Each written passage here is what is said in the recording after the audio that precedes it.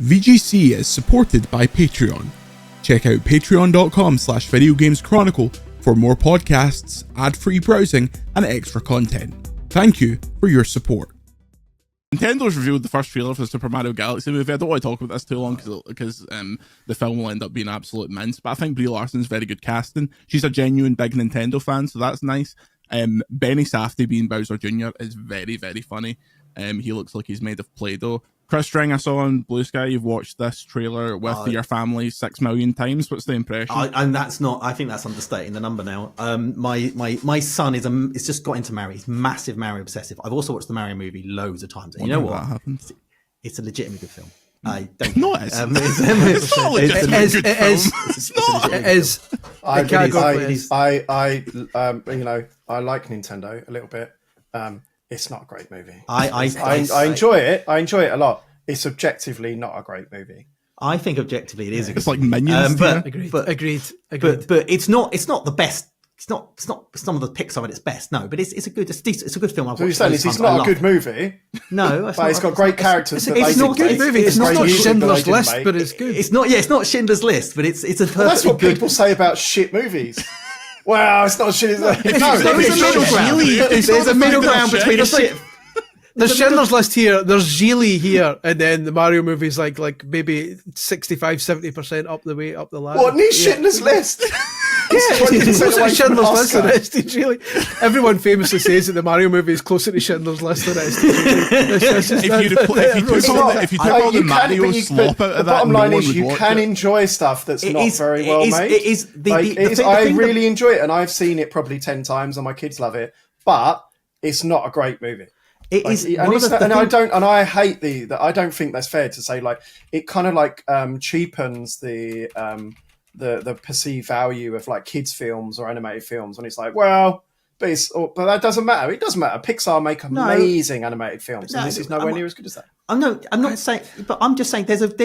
Basically, we seem to be saying it's Pixar or shit. Mario's in the middle. What happens? It's like it's one of my favourite game shows. Mario movie. Tell me the plot. What happens? This is the thing I was about to get to. What's really fascinating about the Mario movie? There's a lot of interesting stuff they sort of play down very quickly. So, for example, the brotherly relationships, the frustration, the family relationship he's got with his dad, and all that kind of stuff is done very, very subtly because they want to get to that next.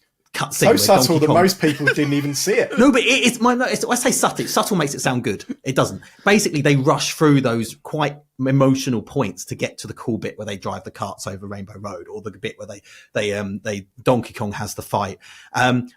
You're talking to the wrong person. I know the Mario movie. I could probably quote the film from start to finish. I've seen it loads of times. So it's asking me what the plot is. I know, but nothing happens in Finding Nemo either. Like fucking, they find Nemo. That's what happens. That's it. But that's the plot. That's the plot of Finding Nemo. Oh, where's my kid? I've not seen Finding Nemo in like 15 years. Andy, but straight off the bat, the main character in that, right, has a crisis of confidence. Doesn't like leaving home. And both of those main characters grow as the plot goes on and transform. Mario literally grows when he eats a mushroom. So Mario's like the relationship with the workers, the fact that he set up his own, but all that kind of stuff. The dad not respecting him at the beginning because of his career, and then he comes back. But it's all done quite rushed, which is I think ruins it a little bit, which is the reason why it's not a top tier movie. But the bit at the end, when Luigi's arc, where he's super, it's just the arc he is in the games, right, where he's super scared of everything, and at the very last minute rushes in with the at the end of the movie with the drain. He says, "On your right," blocks Bowser's flames, and then Mario, and then Matt together, and then that bit when the superstar music hits. It's great. Goes like that. Great movie.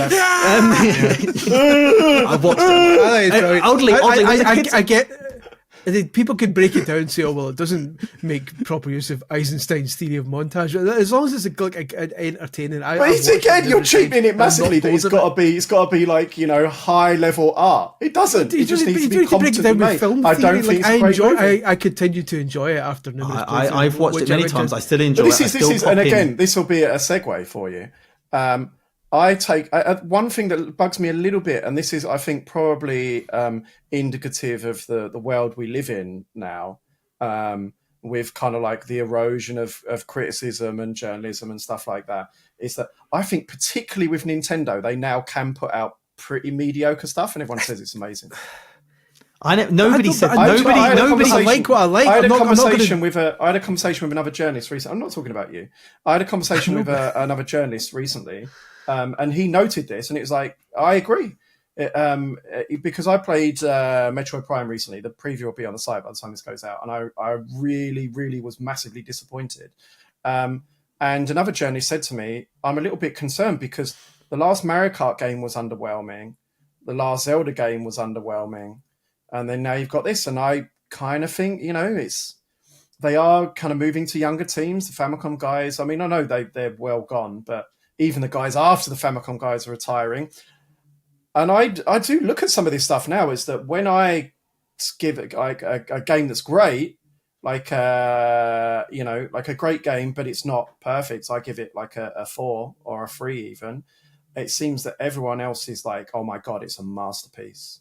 This is like one of the great, like Donkey Kong Bonanza. I'll give you it's probably an example. I was very surprised that I was in the minority for that. And there's other press who are like similar to me, who are similar age group, who've been around that long, and they're like, yeah, it's really great. However, it's flawed for these reasons. And I was very surprised to see it like the perfect scores, that this is amazing. So that's a little bit where that frustration comes from for me, is that I'm picking on you a little bit. Nobody on this podcast said the Mario movie's amazing. Because then what happens is, right, if they go and make an amazing sequel that is amazing, you've got to give it 15 out of 10.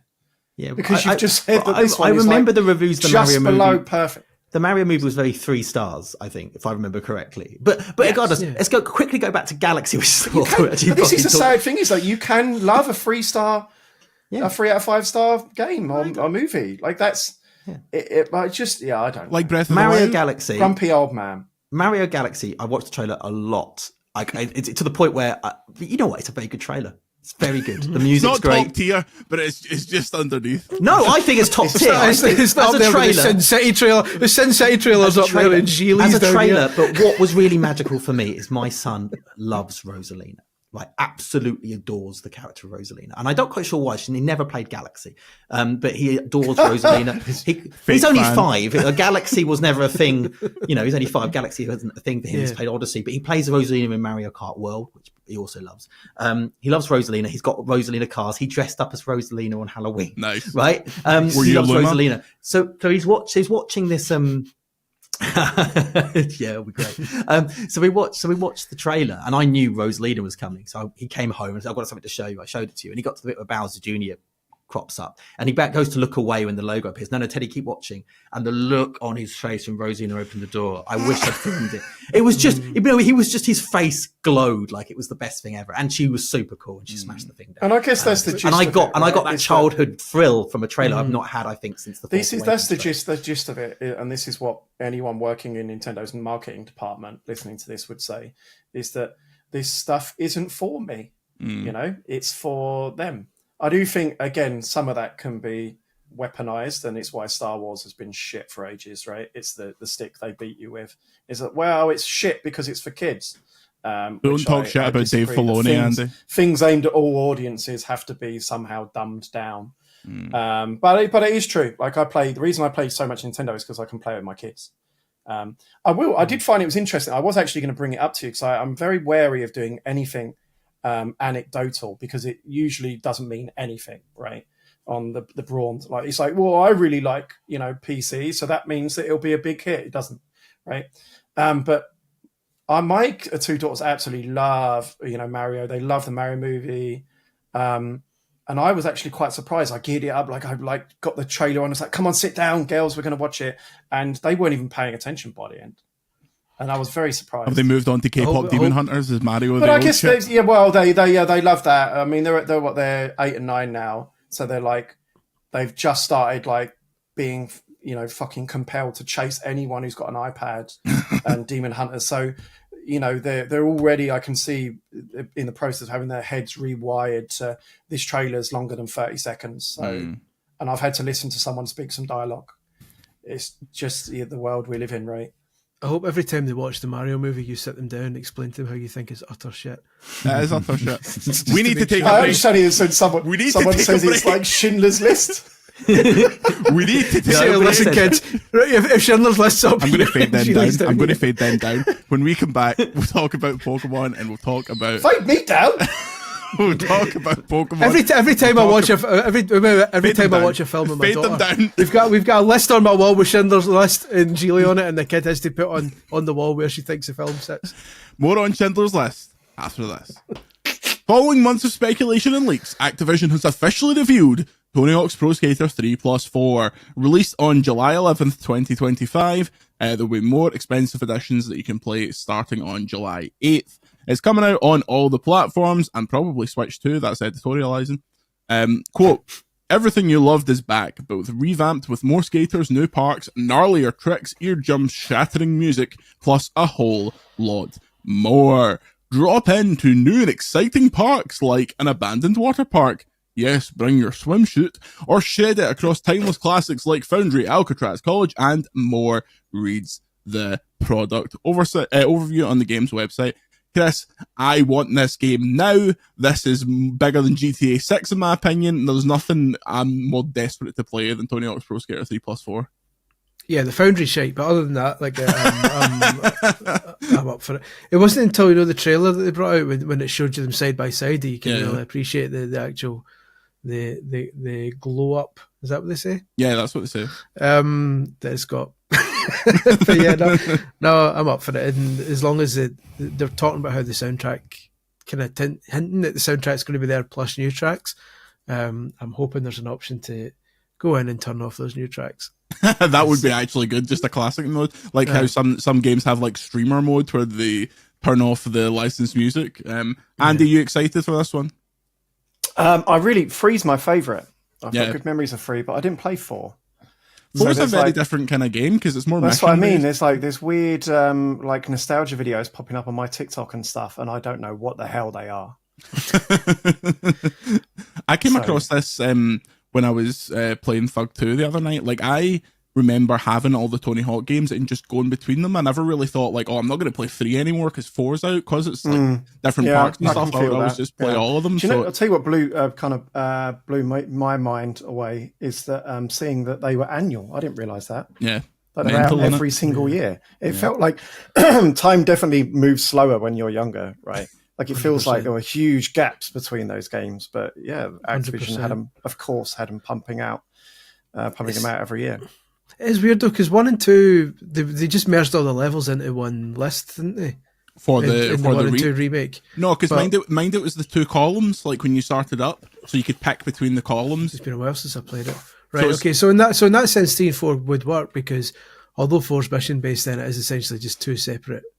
Remasters and these kind of remakes, don't they? Yeah, remakes definitely. They said that they're adding 2-minute modes to 4 to make it play to. So I presume that's like an extra option. Ranking. Yeah. But yeah, this is pretty exciting. The collector's edition includes a skateboard deck, which I'm probably going to try and get my hands on. It said it was like £130, and a skateboard deck itself is like £100. So if that's something that is actually easy to get. Though. No, it's a birdhouse deck. It's a proper skateboard deck. Shithouse. Very That's good. my review. 4 out of 5. Honestly. But what I tell you what annoys me as an old man. The digital deluxe edition has an unlockable. Well, it comes with a Doom Slayer, Doom character, but the original Tony Hawk 3, I believe, or maybe 4. You just got the Doom guy when you as an unlockable in the game. So we're paying for unlocks these days. Is this an early unlock? Is he still going to be in the game, or is this you only get one of the deluxe edition? I think it's going to be digital. It looks like a load of Doom stuff has been included, like a Doom board, and they were hinting that Doom music might be added to it, which are getting turned off pronto. The Doom Slayer is a good character to have. Revenant is a pish character. That's just like that's Johnny Enabdy. I wasn't too excited by that. That should be the Doom Slayer and BJ Blazkowicz from Wolfenstein. Didn't the original 4 have Django Fett in it? Yeah. Which ages it massively. We were saying that. I was saying that. Was that in the off topic or something? I was saying recently that it's a shame that Django Fett probably won't be in it because he massively broke the game. Yeah. With his special move, like he could like blow step into the air with his jetpack. So it's a shame because that was amazing. That would have broken every ranking, the online ranking. Yeah, well, somebody who won't be in the game. Story number 2. Jackass star and skateboarder Bam Margera will seemingly not be a part of the roster for the upcoming Pro Skater 3+4 remakes. He was in the original games, but they've announced the roster for the newly announced games, including all the legendary skaters that were in the original 2 games, apart from Bam Margera. Although, as this wonderful story that was stolen across the internet notes, Jess Margera, drummer for CKY, will be included because he dram on 96 Quite Bitter Beings. Obviously, at time of recording, there has been no explanation put forward for Bam Margera not being in the game. He recently hung about with Tony Hawk, so it doesn't seem to be like they have bad blood. The current prevailing theory, and I stress theory, is that he wanted way too much money. Chris, do you think that sounds about right? I've no idea. I'll be honest. I'm not up to speed with the life and times of Bam Margera. I know you were a big Jackass man back in the day. All you need to know is that he's skint. I'm a big Bam Margera man. I'm holding they re-released his original board. And how much did you pay him for that? This was £100, this board, and it has a picture of him battering the shite out of his over a bit. dad. I can't see it on this specific layout. Does this work for you? There's Phil Margera's big fat face. Yeah, that's better. God bless him. He looks a lot like his dad these days. Look, the Bam has a high appearance fee, shall we say? I've been told. So it wouldn't shock me if he was like, well, for a video game, my fee is this. Whereas these other skaters who are no longer really media personalities, I know you're keeping up with Rodney Mullen, Andy, but not many people are. I could see them being there's not a thing about what Bucky Lasek's up to these days. Yeah, I couldn't tell you. I'm a Bob Burnquist ultra, but I could imagine they just being like, yeah, Tony, we'll be in it, fine, couple of grand. Whereas by Margera's like ideas $1 million. This is the thing. It's like they have, those other skaters have different kind of stake in the game, because like you could argue that the Tony Hawk series made Alyssa Steamer and co household names, whereas Bam became famous through something else, through Jackass mainly and stuff like that. So I would imagine the other skaters kind of feel like they owe a debt to the series because it kind of helped elevate them. Whereas I would imagine Bam thinks I never needed Tony Hawk. If anything, he was like he was a guest star that was in the game, like to kind of elevate the game rather than vice versa. He could have argued, because when Bam Margera turned up in Tony Hawk 3, was it 4? 3. He started in 3. Yeah. People were like, oh, it's the boy for Jackass. Like people already knew who he was. So it doesn't. It's still a bit of a shame if that's the case, if that's true. But it feels like a different situation for Bam versus the rest of them who kind of owe something to the series. It's sad because he was a great skater. Like his stuff, I used to watch his Element videos all the time, and like it got mixed up in the fact that he was like smashing his face in shopping carts and all that kind of shit. But he was a really good skater, and his pomp. I would love for them to just be like, I bet you there's a world where Bam doesn't even know this was happening until the other day when he's skating with Tony, and Bam eventually ends up in the game. Like I think Bam Margera DLC or something like that could be huge. But I think it was just a matter of I was in Los Angeles. I had a day off. I didn't talk to Tony Hawk for about a year, and last time he saw me, I wasn't doing too good. So I decided to give him a call. He said he was down at the vert ramp skating with Bucky Lasek, Christian Asoy, and Alfonso Rawls, and to stop by, thinking I would just say, what up? And I grabbed my skateboard, I put on some knee pads, and we wound up ollieing over each other on the big channel. And he's like, what is going on? You are back. I'm like, yeah, man, I married a stretch coach. I'm skating every day again. So he was pretty blown away by that. And I think that, really provoked him to make a call to Activision, knowing that there was already a deadline, but to see what kind of strings he could pull to get me back in it just from that special little visit. I think that made the fans extremely happy, especially as it got closer and closer to release, and everyone was like, there's no way, maybe down the line, and then it actually happened, and I really think that they were getting a lot of heat from it, like, yeah, it's cool and all that you're doing a video game, but if Bam's not in it, then I'm not playing it. And I do a lot of Comic-Con signings, and like 80% of the people have a Tony Hawk game that they want me to sign, and they always tell me that I was the character that they always pick to play. So, it's real cool that, it's an honor to be back in it. And it really puts skateboarders on the map to people that aren't diehard skaters that pay attention to all these incredible skateboarders of today. As soon as you be declared that you're in the Tony Hawk game, that'll make your grandmom know your name. Like you're the name Tony Hawk, and an 80-year-old grandma will know. But if you hear the name, let's say Jamie Foy, not so much. Mm. But now that he's in the video game, that might be different. Yeah, you make a great point there, and especially those original games came up with kind of the second boom in popularity in skating, and especially kind of the rise of more skating-based TV and things like that, and the culture was changing. What do you remember of that time around those original games? Yeah,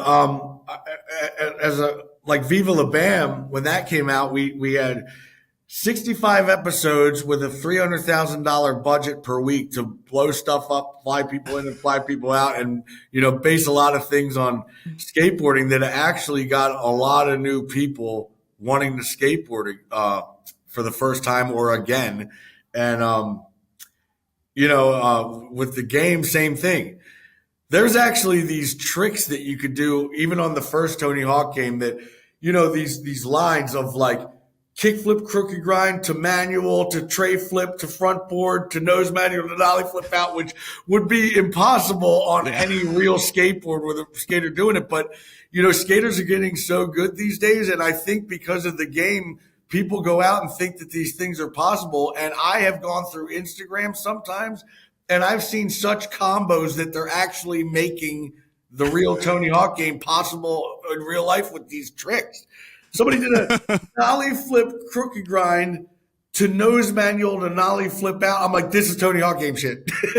Like, if you would have showed me this in 1985, my head would have popped because my mind would have been blown, and I would have thought that it was CGI or completely, like, what he did, what? That's CGI. No, there's different angles, and he really did it. I was actually Check Westchester, Pennsylvania's video. And, yeah. A Castle Band map could have been pretty good. Like, I don't know if he still owns that. I think I see a lot of bands being like, we did band rehearsal at Bam Margera's castle, so maybe he just rents out as like an Airbnb or something like that. Well, his position on the Skater Select, I think, lends credence to the idea that he was not originally in this game. We fucking got him back. VGC got Bam Margera in that game, and I will fully stand behind that. At the point when I was reaching out to his representatives for comment about it, and they were saying he wants thousands of dollars to come on the podcast, I think that's when it was like, maybe there's some money in this skateboarding I wonder game. if he maybe wants millions to be in a skateboarding video game. But yeah, he is like, there's the whole roster, and then there's a bottom row where the DLC, like the Doomslayer and stuff is, and he's down there, which says to me that they put him in at the end and said, And I we didn't check if the other pros have their voice that. Right. Yes. They need to patch him going. Or just at least get someone to do the a million people on TikTok do bad Bam Margera impressions these days. At least it opens the door, and if he doesn't do anything fucking insane between now and when we get to Thug time, we can maybe have a conversation about Thug. Yeah. Like, the way they'll handle it will be perhaps strange, and it's a difficult prospect. But after playing their new levels, I was like, just let them make a 6. Like, we're there. Just have them call it 5. Let them make the real 5. I think their levels are really good. I thought that they fit in pretty well. I guess the other thing missing from 4, which I think they had said before, but like, you can't play tennis. Like, the mini game stuff is gone. That would have just been a pain in the arse to like bring all that stuff back, I suppose. I don't think it needs it. Yeah. And some of that stuff is actually, like, all these years later you look at and go like, especially since 4 is so obviously a test bed for how the series would progress into like Thug and Thug 2 and all that other shit. Like, what is there is a really nice package that I'm much more confident about now that we've actually sat down and played it. Like, I'm ready to go. As you're watching this, the demo's available now. Right. That's the pre-order demo. Yeah. The Foundry, and you can play as Tony Hawk, play as other person, you can play as fucking Doomslayer. They should have went heavier on the Xbox shit. that you could play as. Where's fucking Banjo? Right. Avec Kazooie? Where's Yeah. the rest of them? Like, Yeah. Doomslayer? I know Joanna Dark. yeah, exactly. You know. Phil Spencer. Yeah. Yeah, that would be nice. That menu is built for having more and more people added to it, so maybe that's something. Maybe that's a road they go down. But That'd be nice. I just, you know, the whole thing feels like still, you know, it's still like a $40 game, right? Yeah. And so I don't think it's hard for me to imagine them spending much time putting new things into it. Maybe like one, you know, Phil Margera. Yeah, exactly. Yeah, you know, but he was in Thug 2. He was in Thug. Okay, Yeah. Thug 2. I was like, how long did we have to wait to get Phil Margera? Along with again? other great, wonderful people like Jesse James, Right. naturally. Yep. Yeah. Yes. Great. But between Eric Sparrow showing up in that goal and, you know, Tony has been on the record saying, you know, I really want them to do the Thug games, you know. If anything, it feels like Iron Galaxy saying, like, we're going to put Eric Sparrow in here and maybe you'll give us more work. You know. I think if they do Thug, they just do Thug 1, and then we deal with Thug 2. Because it's a fucking Jackass game. Like, it's such a different prospect. You could do it really... I think if you were only doing Thug 1, you'd have to do it a more kind of intense remake than what they've been doing. Like, I think they would have to make it look like... So, it doesn't look bad at all, the new one, but it doesn't look like amazing or whatever. Yeah. I feel like you could have to do a bit more. That game's really cutscene heavy. That would take a lot of time. And Thug is a whole pile of shit. Thug 2 specifically is a whole pile of shit that you would need to deal with. Right. That I think you do a Thug, you do a 5, and we leave the remakes. Sure. No one needs a fucking American Wasteland remake. No. No one needs anything past Thug 2. And even Thug 2, if they left that on the table, I think that would be fine. Given the circumstances, you know, of what it would take for them to actually redo that game and you know, how much that game feels like a product of its era. And Steve-O on a bull. Yeah. It's not something that we need. No. But you can maybe like that Barcelona map is really good. You could maybe give that as part of the Thug 1 package, and you're like, here's the levels from Thug 2. You don't have all this stupid shit, but you can play as fucking Benjamin Franklin. I still kind of wish that they would have done a unified product launcher, so that, you know, like if you're going and playing multiplayer, because, you know, it has all this sticker slap and all the moves and stuff that, you know, 1 and plus 2 had. You know, it still plays like that kind of fully featured trick set and options and everything. So, you know, if that had all come together just for like multiplayer reasons, just like, let me jump from a map from 2 and then a map from 4, and then, you know, I think that would have been pretty cool. And that would be a good way to do, you know, if they wanted to do something with Thug 1 and 2.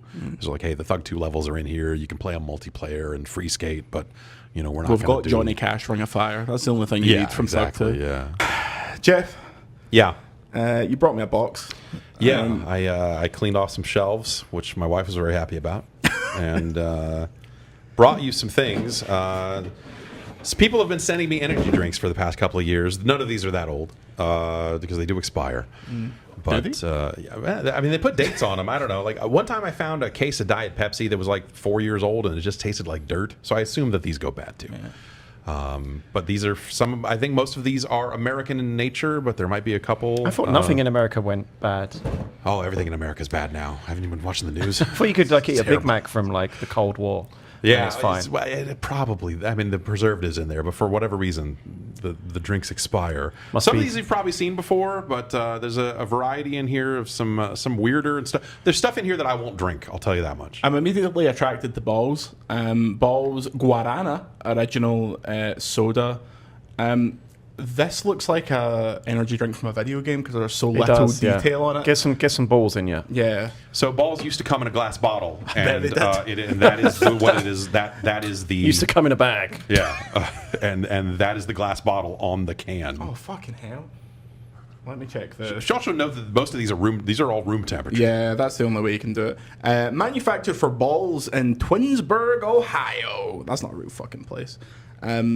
Twinsburg, Ohio. So Balls is made in Twinsburg. Yeah. Oh, it's okay. It expires September 2025. So let's get it. Oh, that's it reminds me. So the Guarana flavor reminds me. I went to Gamescom Latam in Brazil, and they have a cherry like drink there that there's like the equivalent of their like Iron Brew or whatever, and it feels like I've opened one of them, left it for 2 years, and then picked it back up. It is you know. They have some varieties as well. They do a root beer and a cherry that are not better. I mean, it's not terrible. Yeah. On the scale, I would go 2 stars. 190 calories, not too terrible. Louise, why don't you drink energy drinks? What's your problem? Well, I really love caffeine, but anything with taurine and anything just gives me extreme anxiety. So I can have as much coffee, but Oh, we the minute, have that already. Yeah. Well, it's just worse. Oh, this is very exciting for me personally. Next up, we've got Woo Energy, Ric Flair's energy drink, who is at the time of recording still alive, but we will see. This is sparkling mushroom elixir. Yeah, Strawberry banana. Yeah, they decided to make a mushroom-based energy drink. Yeah, somehow. I'm not drinking that. I don't know why. There are multiple flavors of this. This is the one that's left. Let's do it. I'm a scientist. It smells like banana, which is a real come up for me. It doesn't smell like fucking mushrooms. Oh fuck! Yeah. Fuck me. Woo! This business. That is really bad. The other ones were terrible. That tastes like Ric Flair currently looks. If you don't like it, learn to love it. Powered by Legends. Not great.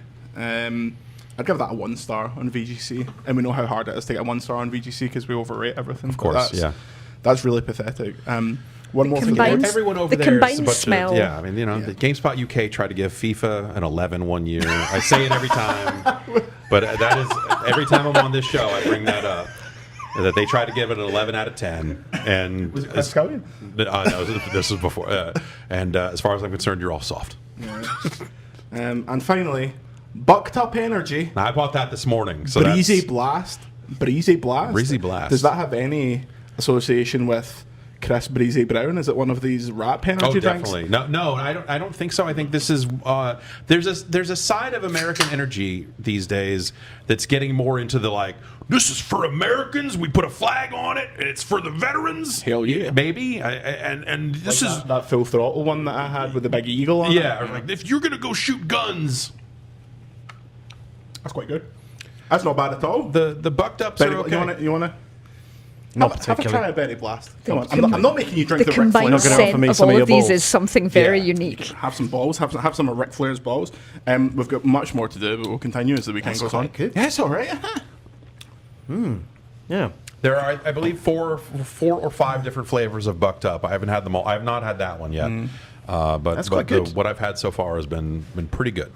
Louise, you need to take a look in that fridge because it's really depressing how much in it. Like It's yesterday, like a single dad's fridge. it's like a Are student's they like? apartment. But in are they here. the absurdly huge? Because that always scares me. Is the size of the can, and then you look at it and it It's says it's got masculine. 1700% of what you need of this particular I've got so vitamin. much B12 in me that I'm never going to die. Like on a Monster Ultra in the UK, you're getting 500%. He's like Wolverine. Yeah, it's pure Just B12. regenerates. So if I throw back 5 or 6 Monster Ultras of a day, which I've been known to do, think of the amount of B12 I've got going through me at that point. And you have to Unbelievable. talk him down off the roof. Yeah. in there, I have not tried. I ordered a case of the drink that AEW is promoting.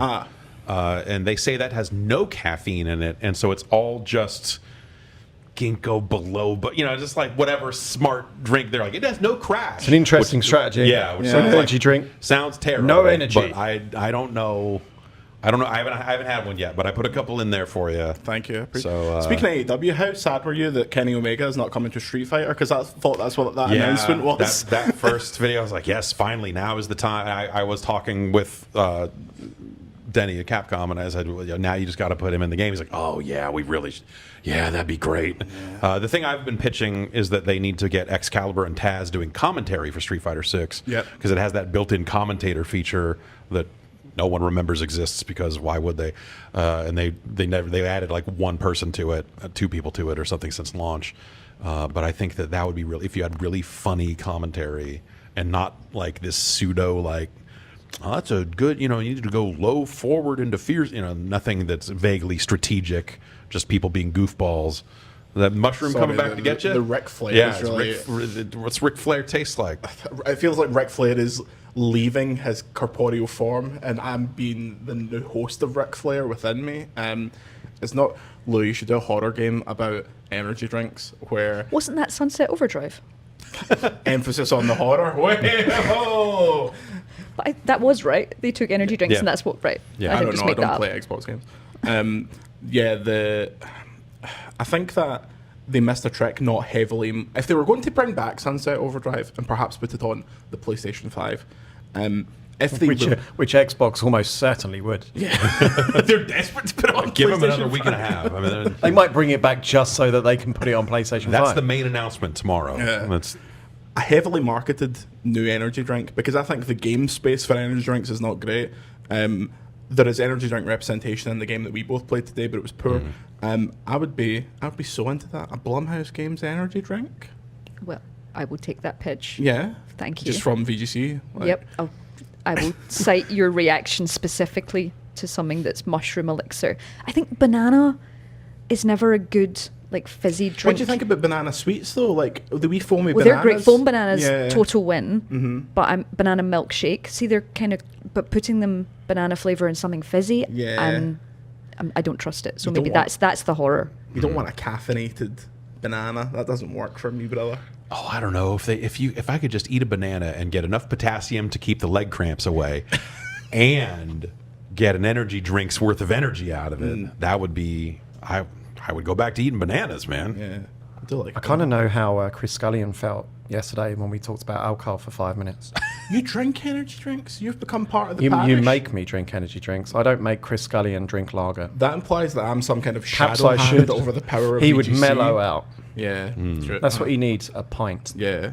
Chris Collin will break through that window at the noise of us talking about him drinking. Yes, he said ding dong, he's here now. He comes up in one of those things where you wash the windows on a skyscraper. He's like, I had a beer for the first time in about a year and a half last week. It's not that I don't drink. It's And just you were like that- Ric Flair. Yeah, exactly. Well, I've become this cheap date. Like I'm used to the video game industry. I'm used to I have to go to this open bar. I need to have about 15 drinks. So and maintain. it made you drunk?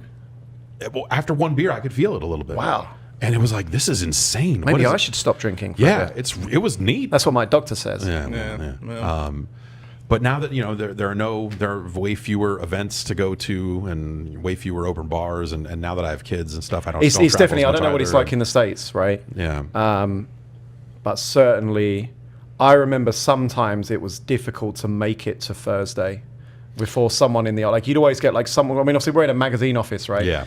The media is already a very drunken profession. Yes. But video games involved, entertainment.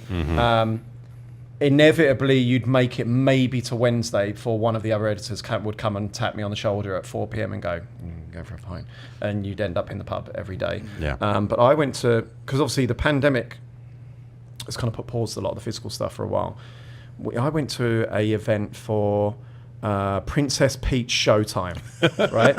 And I was like, yes, finally, press parties are back, Yeah. right? Yeah. We're going to go, I went into town, we're going to have a drink. And we went up to the bar, right, I'll have a beer, please. Like, we have no alcohol. What? And as I walked in the party, any journalist in there who was over 30 was on the way out. Like to the pub. Like as I was going in, they're like, "Yeah, where'd you off going to the pub?" "Oh, okay, I'll see ya." And then I realised why, and it made me think, right? If like in the Xbox 360 era, if we went to a press party and they said there was no alcohol, the marketing manager for that particular game would be sprinting to the liquor store, right? With like coming back with a crate. "Hey, it's all right, it's fine." Yeah. It's just but young people don't drink, and good for them. gentlemen, to start the year, I've devised a little game for the two of you to compete against each other, and we're calling it Yes or No. Jesus. No. No budgets. No budget wasted here. Yeah. The basis of the game is I read a series of Yeah, statements. please explain it to us. How does it work? These are two Right, words Andy. that are alien to me. Listen up. I know the word no is alien to you, Chris.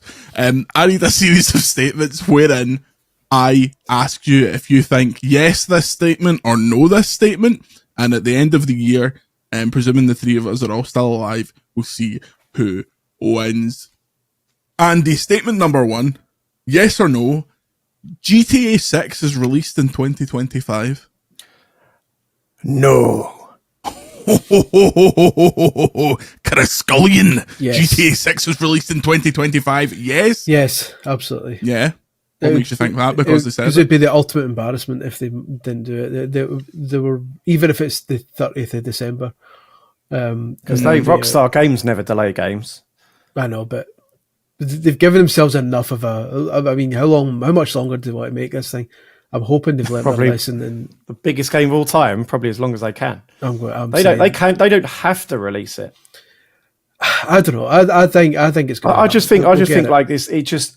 I'm never confident until press have played it, and then they've delayed it again anyway. Like it feels like it's definitely got another delay in it. This is what Rockstar do. Did the press ever I just don't believe that.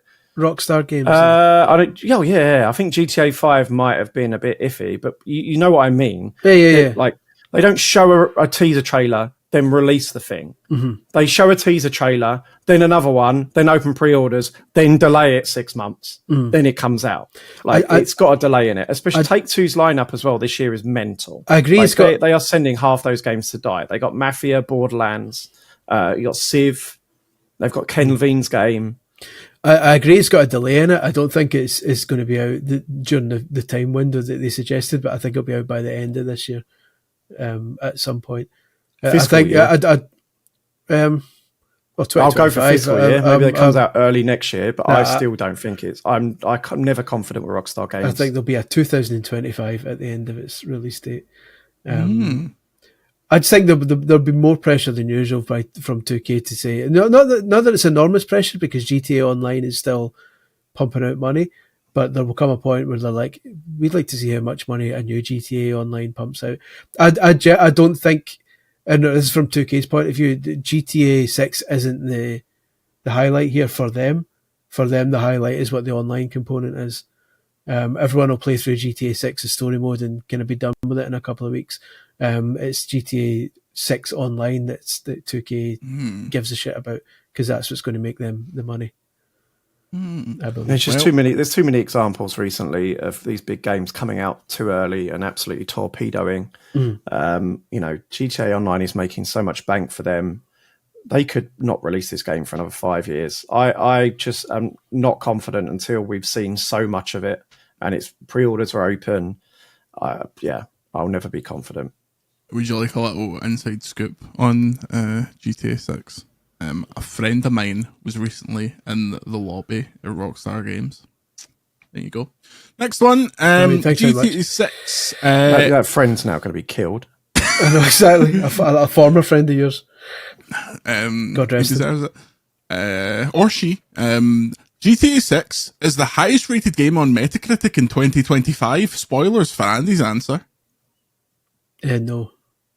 No, Chris Gillian. What do you think could beat it?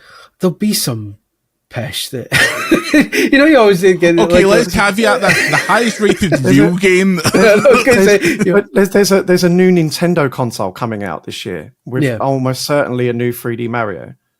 But GTA rates higher than Mario, like consistently. Does it though? Does it? Let's do this. GTA 5 Metacritic. I'm squinting here. 97. Odyssey might be 98. I can't actually remember. But 97. 97. Oh well. But again, it's I would be interested to know how many of those GTA 5 reviews came in the 10 years since. Mm-hmm. No one's reviewing Mario Odyssey a year later. Well, on PS3 it's got 97. Xbox 360 it's got 97. So I'm also conscious. Mario Galaxy 97, Mario Galaxy 2 97. The problem Odyssey is 97. The problem is, and being careful with this, we now live in a world where you might get one or two people who want woke. Who want not woke. I'm not even going in that direction. You may get one or two who want to be the wildfire, who I'm the guy who gave GTA 5 a 3 out of 5. I'm the Sounds guy like who Jordan gave. I'm the Midler. guy. Exactly. I'm the guy who gave Mario. I'm the guy who gave the Mario Odyssey 2 40% because I said it was shite. You're always going to get things like that. I'm the guy who gave Zelda Echoes of Wisdom 3 out of 5. Thug Life. You're always going to get like these kind of weird scores that throw a Metacritic off. So you can never truly predict. But I think some will get a higher rating than GTA 6. GTA 498. Wheeling away like Alan Shearer here. I actually, maybe that story's not for the Patreon, but the podcast. Actually, no, fuck it. I got told off by Rockstar for giving GTA 4 98%. Seriously, Not why good enough. is it not 100? that's amazing. We That had sound you heard was VGC crashing out the GTA 6 review. we had a strict, That was nearly 20 years ago. exactly. I think everyone involved is long gone, apart from me. We had a strict no 100% policy at Official Nintendo magazine. And No one gives a game what's the- 100%. But this is why, right? Everyone, all the kids, because it was mostly kids that read the magazine at the time, they all say, "Will a game ever get 100%? Will the next Mario will Zelda get 100%?" And we were like, "You're all saying no game is 100%, blah blah blah." But the reality was that because the verdict box could only fit 2 numbers in, it was physically Nintendo hadn't impossible. negotiated the 100% review score at that point. No, exactly. They hadn't paid us enough filthy lucre to make that possible. But yeah, good times. Also, as an aside, while we're talking about GTA 6 and the Metacritic thing, I still think there's question marks over whether that's going to be a 98 Metacritic game. They've lost their like all their original team, the key people behind that. Most of the key people, the leadership people, are gone. Yeah, Like there's a real question mark. Like it's not like when GTA 5 came out, GTA 4, it's guaranteed banger, right? Mm-hmm. There's a big question mark about this. That game is so it's as much as it's a big blockbuster, it's also an auteur type of project, right? Like the houses and Leslie Benzies, had their fingerprints all over that. The satire was always spot on. yeah. And you've seen how many people have chucked money trying to replicate and imitate that and failed.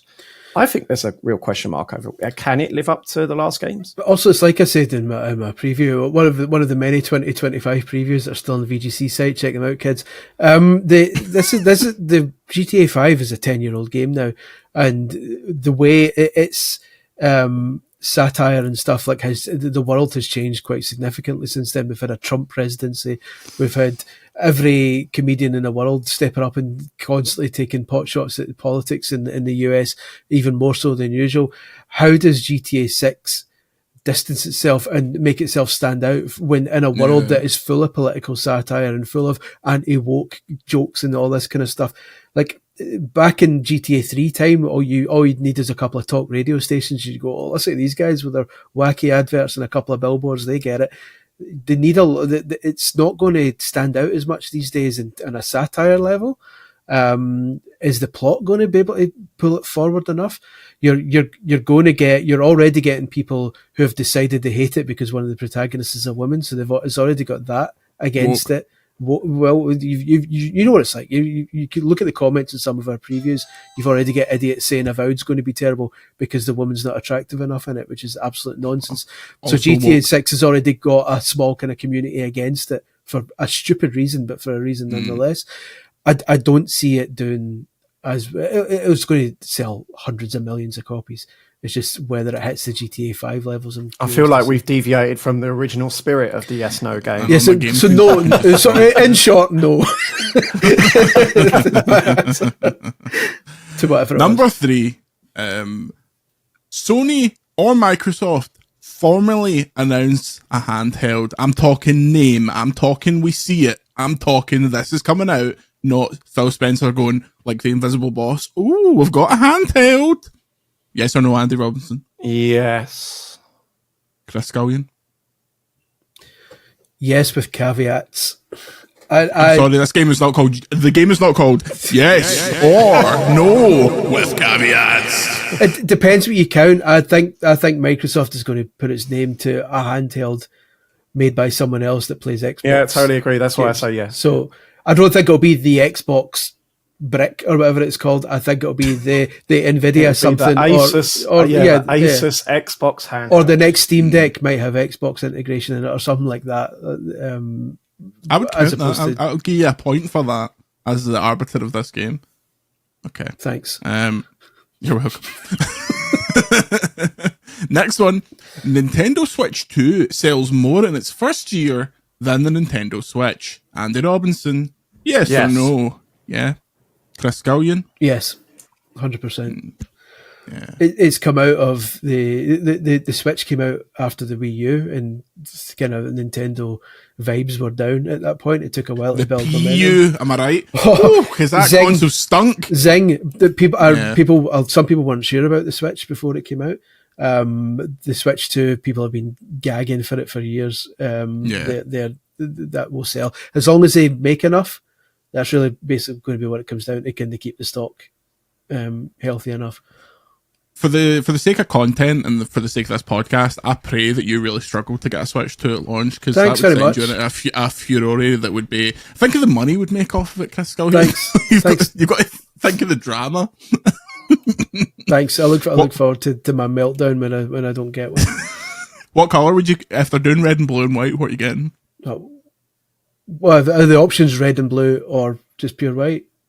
Like white and white. I think they said the Joy-Con, the people that have apparently got 50 kids. Of them, it's either going to be red and blue or white. White.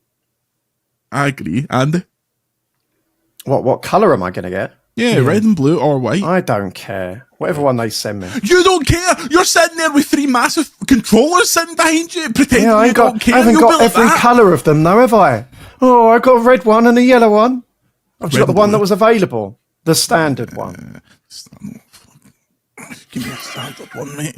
Give me the one made of bricks. Give me the one made of glass. I don't care. I want the white one, because the white OLED's nice. The only problem I have with the Nintendo Switch 2, and I said this on Blue Sky yesterday, is the Nintendo Switch was so exciting because it was like, oh, what are they going to do here? They're finally making like their handheld their main thing. It was all kind of mysterious. To me, the reveal of this thing is much more about what like the UI looks like and what games are going to look like on it. I feel like when they show the thing, 99% of people are going to be like, yeah, that looks like the CAD sketches that D-Brand have been showing. I still think there's going to be one more thing. There's not a lot being said about the fact that it's got 2 USB ports on it.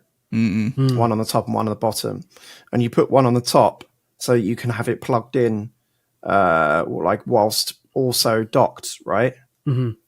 Like there's something going on there, I think, like or certainly you would need to have it plugged in whilst you're holding it. I still can't get away with this idea, which is again complete speculation and is probably nonsense.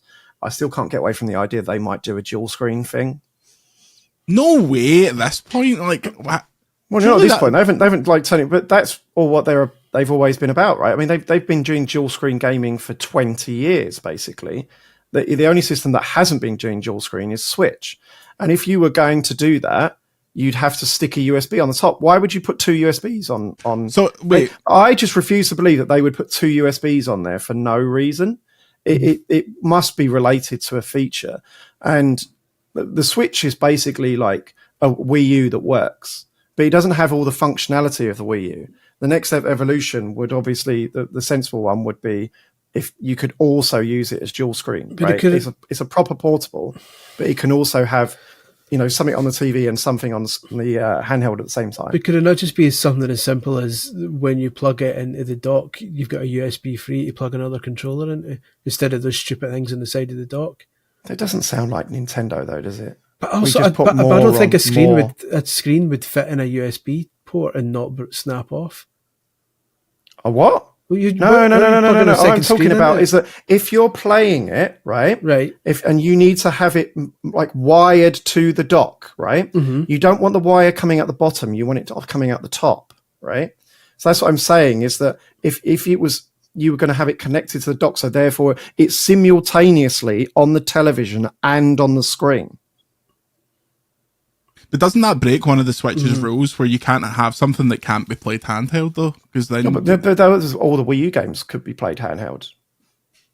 There's I see what very, you're very saying. few games You're- that you're were talking- truly could only be played. You're talking dual about screen. so you're talking about two different docked modes. You're talking about a dock mode where like it normally is just now, where the switch screen gets put where it's on, and in a the separate dock, and then the second mode where you're actually playing holding it like a Wii U pad. I thought you for a Do you minute. I think thought about you they meant could put DS and that. Nintendo DS and Nintendo 3DS on Virtual Console? Then it would work. For a minute, I thought you meant like a separate screen that you could take on the move with you. No. I mean using okay. your television as the second second screen, screen, just right. like Wii U.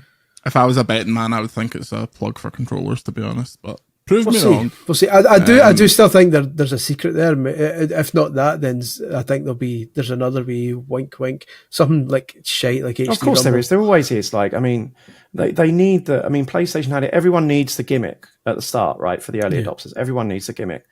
3DS, the 3D, the HD Rumble on Switch. Listen, all the haptics and stuff on PS5, and they did shit as quickly, as it came in. Wii U, again, we're talking the dual screen gaming. Anything that came out after the first year on Wii U didn't bother using it. There's not a man, woman, or child alive who didn't fall in love with the IR sensor on the Joy-Con. See, being able to hold 3 fingers up to your controller, that's the dream. Just saying. But I know I agree. There'll be some sort of weird gimmick that I don't think will get used as much. That's my prediction for 2025. Okay. Next one, you're getting no expansion time because we're running long. Yes or no, Andy Robinson, Phil Spencer retires from Microsoft. Yes. Chris Scullion. No. Andy Robinson, Fable is released in 2025. Yes. Chris Scullion. No. The door's just gone. I'll go and get it. But That's, no. that's Phil Spencer there. That's the guy. That's the guy for Rockstar coming to assassinate Chris Scullion. Yeah, I don't think Fable's coming out next year. Well, you probably know more than me, to be honest. I haven't been following it. Yeah, I know they've been working on it for 50 million years. Yeah.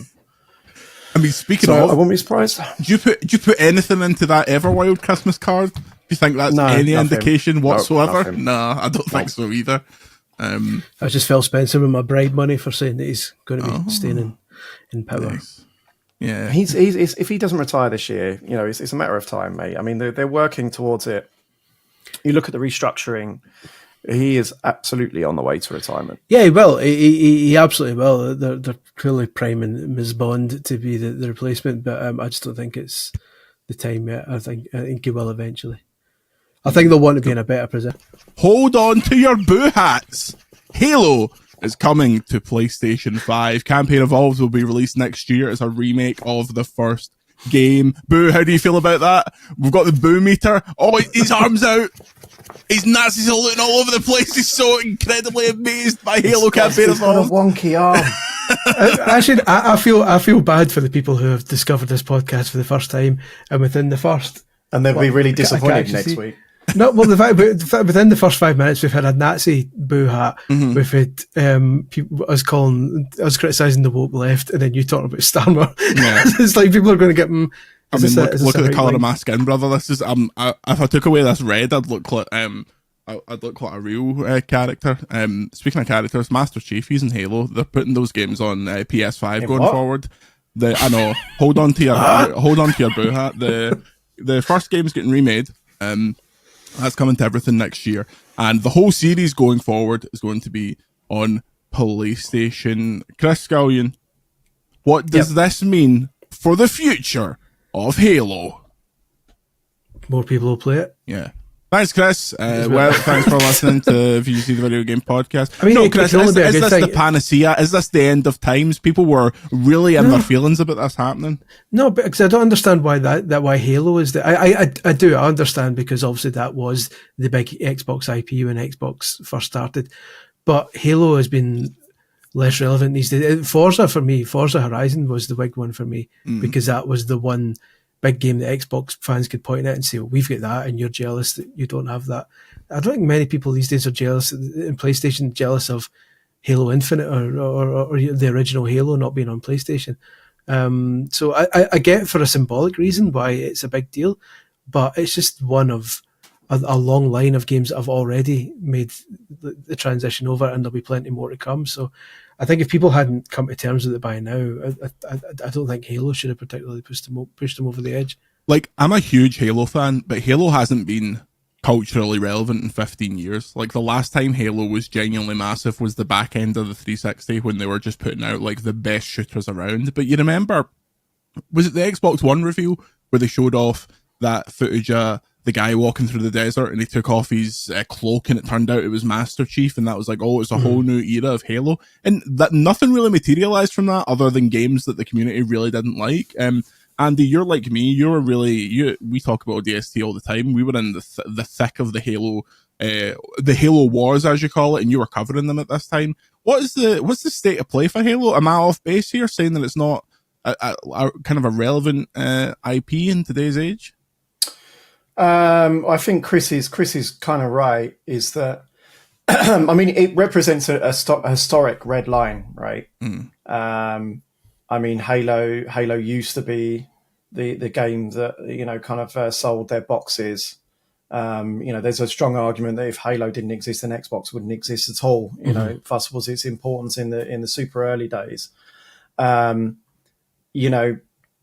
Stuff like, I mean, Gears of War and Forza Horizon, Indiana Jones and Minecraft. I think it was quite clear that where the direction of travel was headed.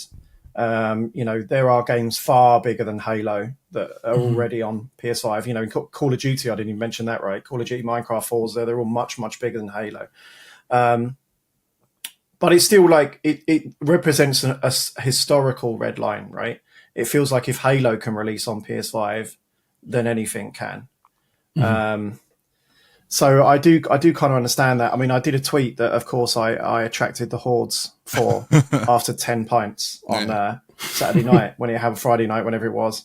And I said, emotions are high. And people confuse that for my emotions. As you can see, I'm not a man who has emotions that are high at any point. It was more related to the meltdown on social media from kind of half the fan base have kind of moved on to acceptance on the stage of the spectrum of grief, right? Yeah. Whereas the other half, and I think it's pretty understandable, saw this as a red line. It is. I do think it's a symbolic white flag, right? That we're not imagining it. This really is. They're not. They're not. Kind of going to invest in your console purchase. It's an optional thing that if you decide to buy a box, fine. There's a whole nother debate about that, about whether that's kosher or not. I mean, I think when you spend 500 quid on a box on one of these consoles, you're buying into a kind of like a quiet promise that they're going to support that investment with kind of exclusive games. And that's the thing that I wrote a piece on the website that goes into it a bit more. So give it a read. It'd be more elegant than this, but I mean, the gist of it for me is we really don't know what Microsoft's output's going to look like in the future now in a post-console world, because it's not as simple as, well, all of Xbox's games are on Xbox as well. I don't care if more people come to the party, because the console ecosystem pays for a lot of these games. I personally worry when I look at some of the games they cancelled in the latest round of layoffs. Everwild, Perfect Dark, that ZeniMax Online new IP. They're the sort of games that probably wouldn't get greenlit from third-party publishers. I mean, Take-Two allegedly reportedly passed on, kind of keeping Perfect Dark going, even with a chunk of its probably 100 million plus spent on its development already, right?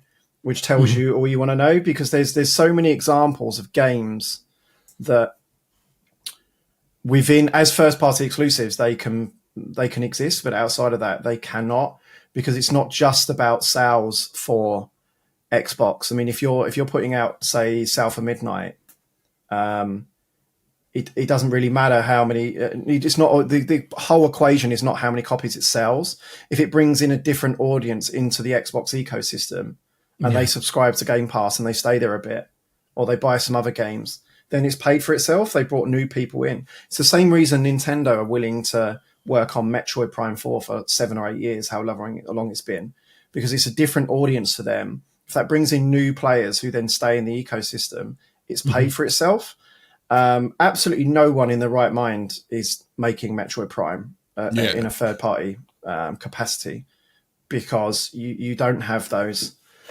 those extra kind of business metrics. You've got no ecosystem to bring them into. It is more about the sales, and it's not going to sell. And that really, for Nintendo in context, is a series that's never been anywhere near as popular as its other games. I mean, the best one is Bayonetta, right? It got cancelled by Sega, the franchise. They were working on a sequel and they cancelled it. It got 3 sequels as a Nintendo exclusive. 3. Yeah. You know, dead franchise got 3 sequels as an exclusive because it's bringing new people into the ecosystem. So I don't think it is as cut and dry as more people, more fun. That's because there really is, especially you've seen what's happened, everything that's happened since the Activision acquisition. You're now hearing that they're being pressured to hit this, insane 30% profit margin, which is high for any company in the games industry. So you can really see a future where they're doing Call of Duty and they're doing Minecraft and they're doing Forza and they may be doing Diablo. Yeah, and that's about it.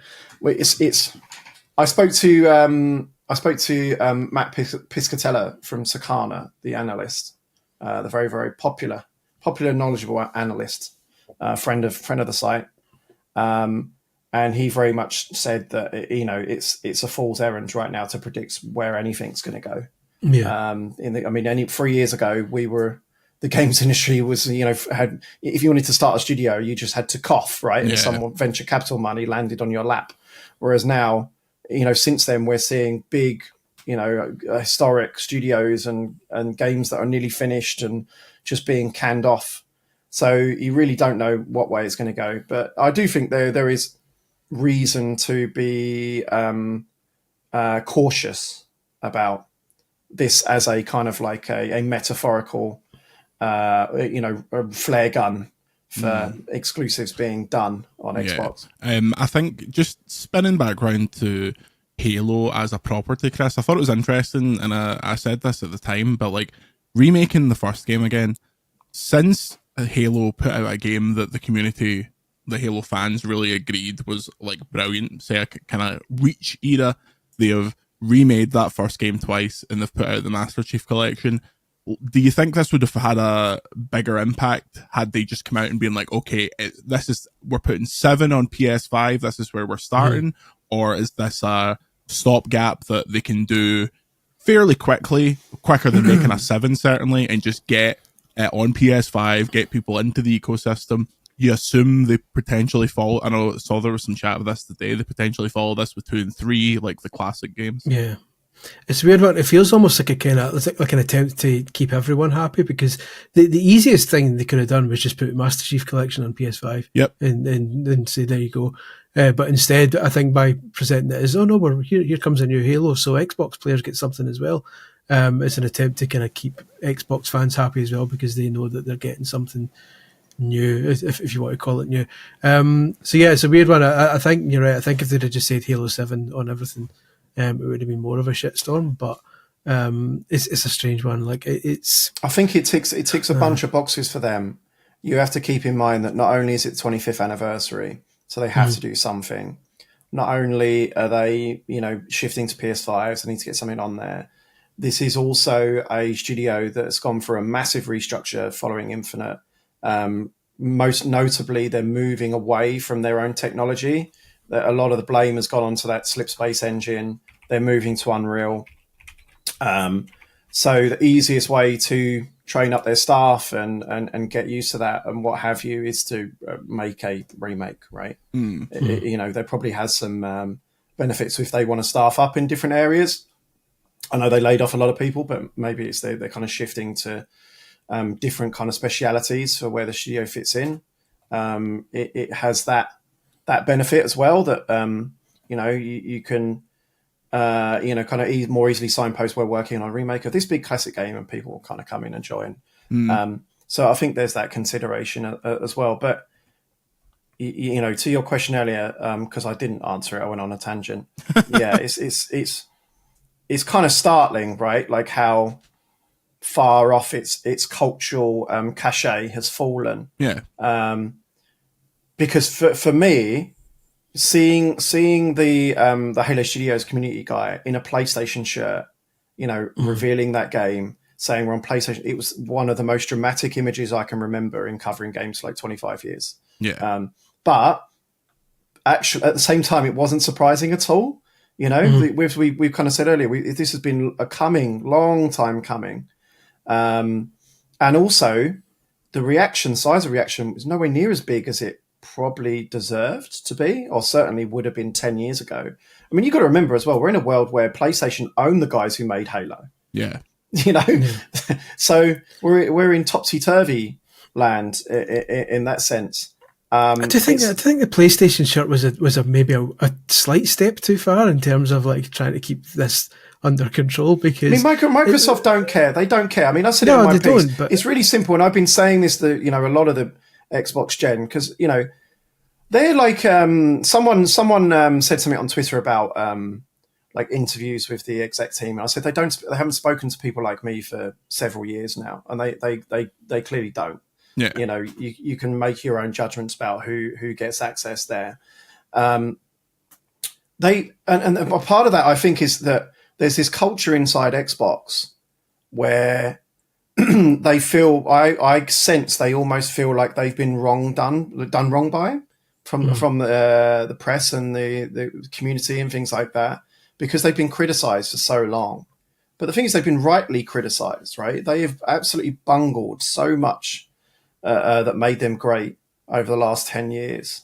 There's a lot of fair criticism that's gone their way. And this is just part of that, right? You just look at things like that and just question, why did you have to, be that?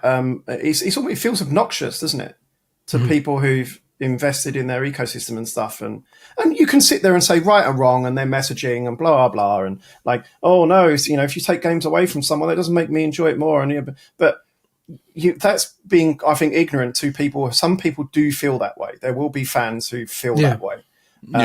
And they could have had a bit more of a softer touch about it, right? But the bottom line is, as I say in my piece, all they care about, especially now, is cutting costs and boosting profits. That's it. Yeah. If they can spin something that cuts costs and makes them profit in a way that also makes them look great to their community, then brilliant. Yeah. But the priority is the top one.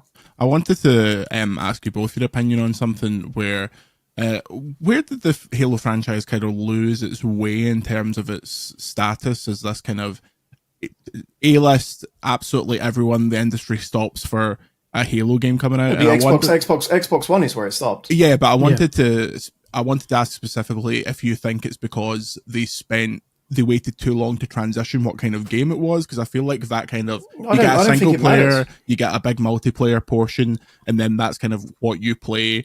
And the 360 era was accepted, and then when we get into the PS4, Xbox One era, things become more of a live service bent, and that seemed to coincide with Halo changing things up. Obviously, there was a change of studio. Like, do you think that if they'd stuck the course with big 10-hour single player and like 15 great maps, would that have kept them in good enough stead, or was it kind of? In a sense, I don't think there's much they could have done. I mean, Halo and Xbox are intertwined, right? And they bungled Xbox One so badly that it lost its cultural cachet in terms of the mainstream, right? I mean, I remember the Halo 4 launch party in London, and they had like a helicopter carrying a massive Halo sign over Tower Bridge, and that's like the last 360 one, right? And that's post Bungie. That's post Bungie. Yeah. I seem to remember, without going and checking my numbers, that it did pretty well, certainly initially. So it's Xbox One time, right? I mean, I know Halo 5's a bit of a divisive entry. I think the multiplayer is pretty well liked, but the campaign, they kind of I think that initially they kind of forgot what made Halo great, which is like they went for visual fidelity, when actually it's about the freedom. It's a sandbox. Halo's a sandbox, right? Big open space where you've got all these emergent moments. It's the start of a lot of the kinds of modern games, right? Like you could say that something like even Breath of the Wild can trace its roots back to Halo Combat Evolved, right? Where you can kind of make your own solutions to things. Like, there's there was talk this week from one of the designers about how in some of the footage they've removed some blocks and you can take the warthog like to an encounter with the hunters that you weren't supposed to. And I remember thinking, mate, you can take that warthog anywhere in Halo 1, right? Like it's just the systems and the physics and stuff like that is that you can do anything in that game.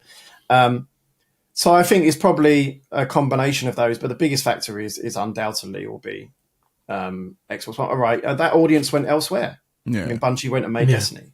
The best Halo game of the last decade, probably 15 years, is Destiny 1.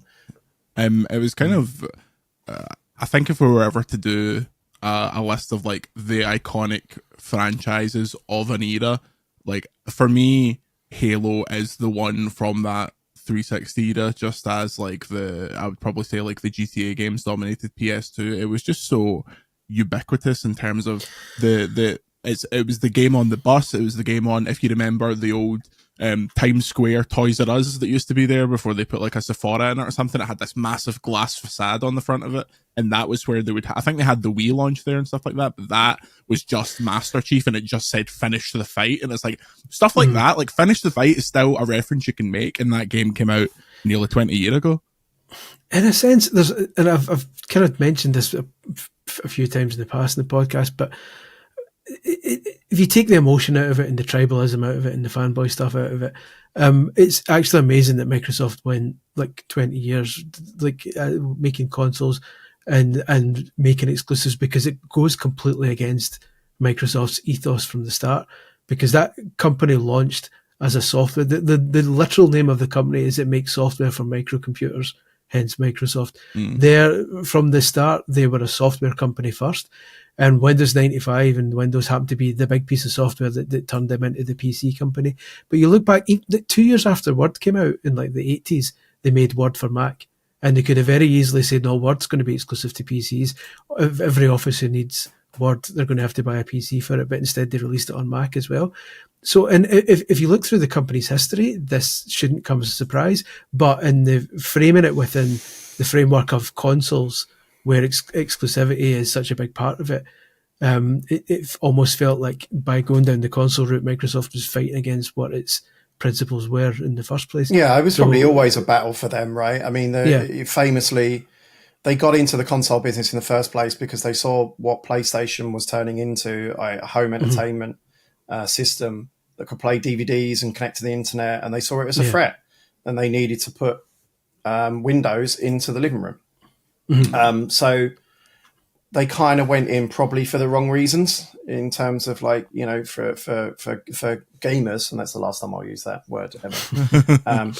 But it's kind of come full circle, right? I imagine it's always been a battle for them, you know, because gaming is a small fry for Microsoft. Like, you know, a tweet's getting pulled up again this week, right?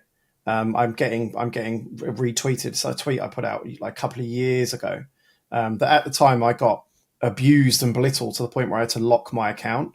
I had like journalists who other kind of creators or journalists who belittled me publicly, DMing me to apologize. You know, it was a few people told me years ago, very, very well placed people, that they believed there was a chance that Microsoft would sell off Xbox if the Activision deal didn't come through.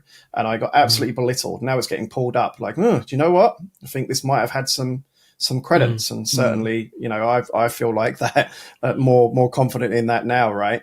It's they must have been battling for the entire existence of Xbox. Why do we still doing this, Phil? Why are we still doing this? Oh, it's important because of this and then that. I mean, right, we'll give you this. As soon as they completed that Activision deal, right, they came into their radar. You know, when they were spending small fry money and making small fry money in the context of Microsoft, they could kind of be a little bit more autonomous.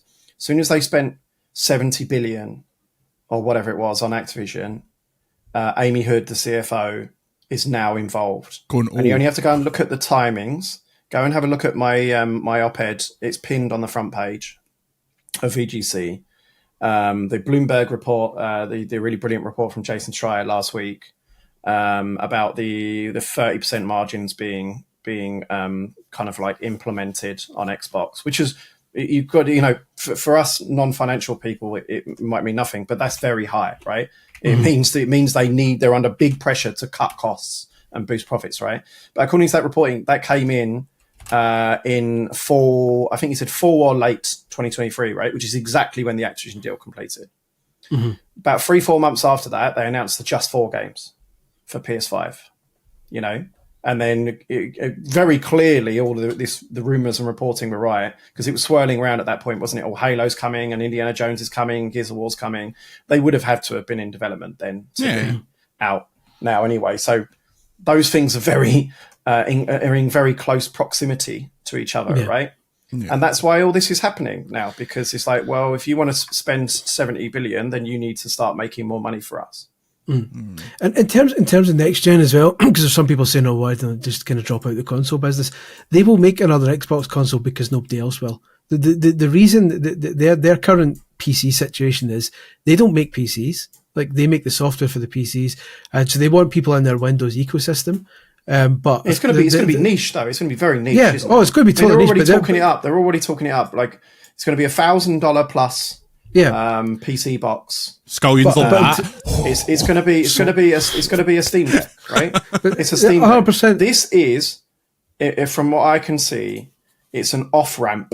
It's a convenient off ramp for all their console people. Like, look, we've figured out that we can make more money doing something else, which means that we don't really need to support you guys.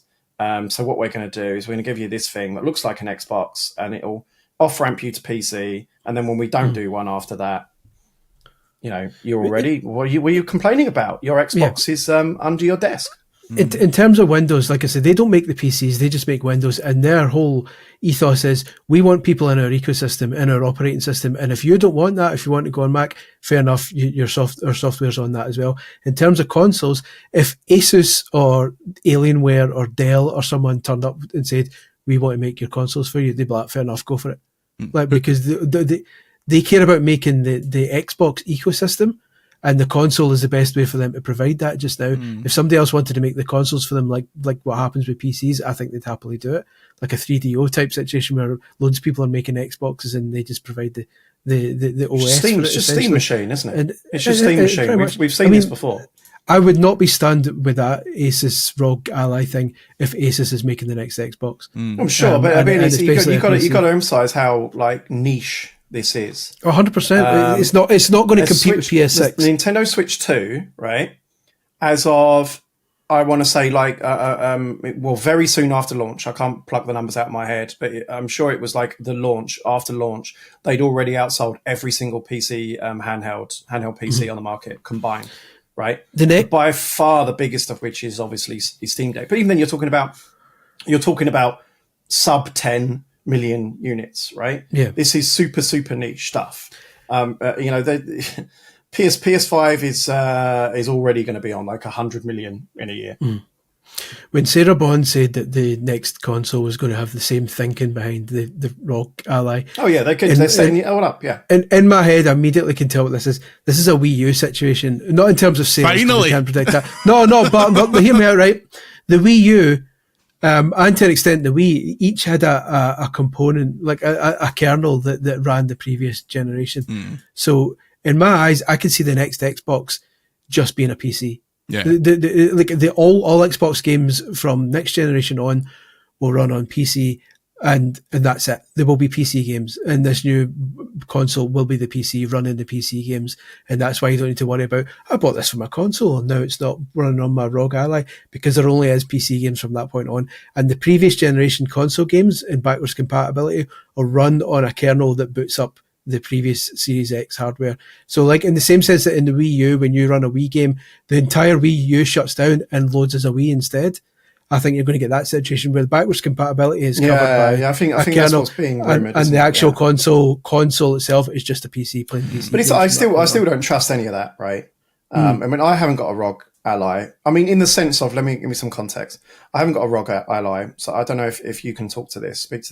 But the people I speak to that have one are like, I have to install like a new driver, and then I have to go to Windows to get this patch, and then my that's C++ is not 100%. working. It's very much like The reason I was historically a PC gamer, right? I had consoles and I had a PC. There were two different things, like in the 90s, early 2000s, right? Two different, very different experiences with their own advantages. As I've got older, I like playing on PlayStation or Xbox because I can sit on my couch and the thing will bloody work. And all the things I dislike about it are the PC-ification of consoles, right? Like update your controller and like download this thing.